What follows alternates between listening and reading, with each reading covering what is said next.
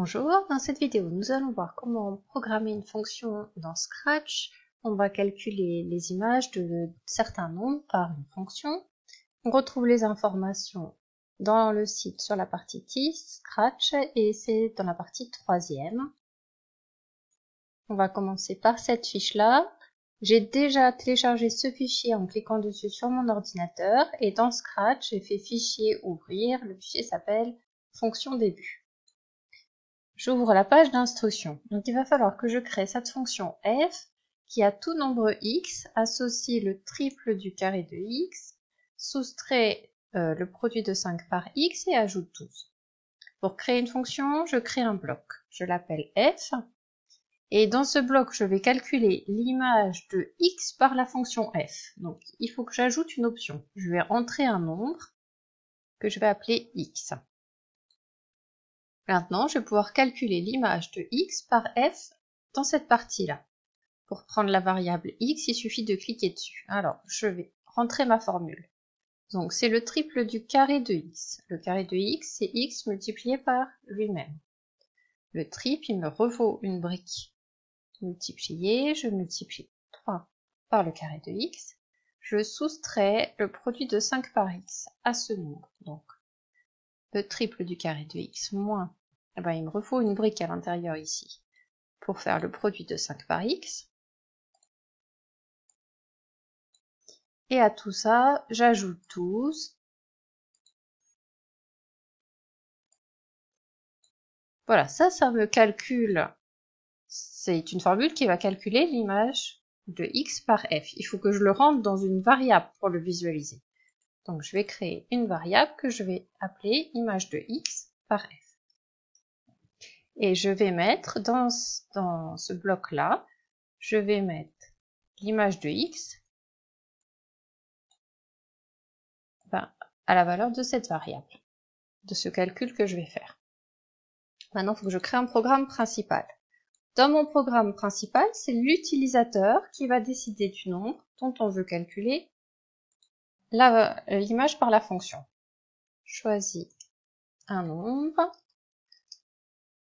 et je calculerai son image par f.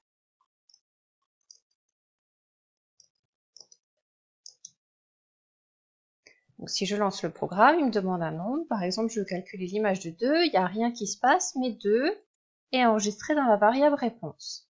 Je veux calculer f de 2, donc je vais calculer f de réponse. Je prends le bloc.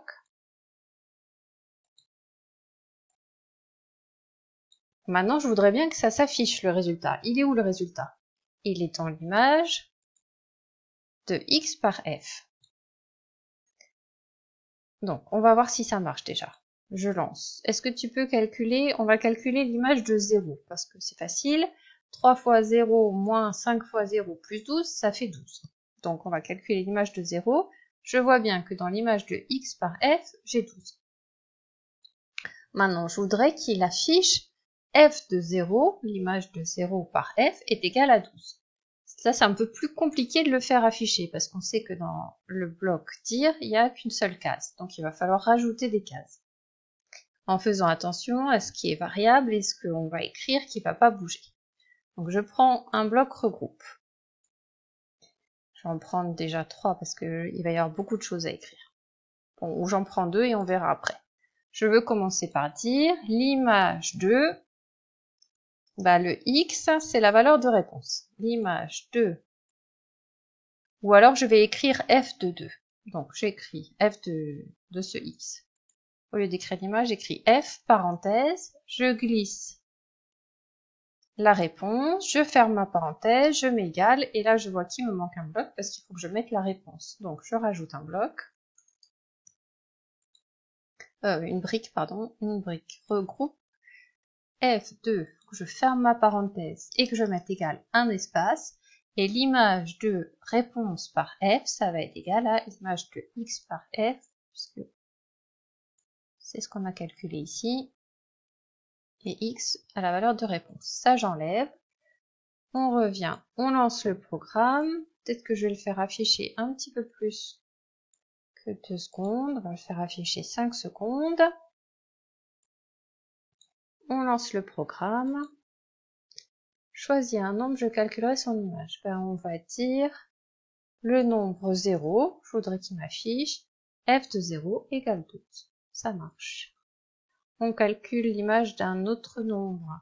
Par exemple 1, donc 3 fois 1 ça fait 3, moins 5 fois 1, donc 3 moins 5 plus 12, 3 moins 5 ça fait moins 2, plus 12 ça fait 10. Alors on va voir, f de 1 égale 10. Voilà, vous pouvez vérifier pour plusieurs nombres. Maintenant, ce qui serait intéressant, c'est de créer un tableau de valeurs, et ça, on le fera dans un autre programme.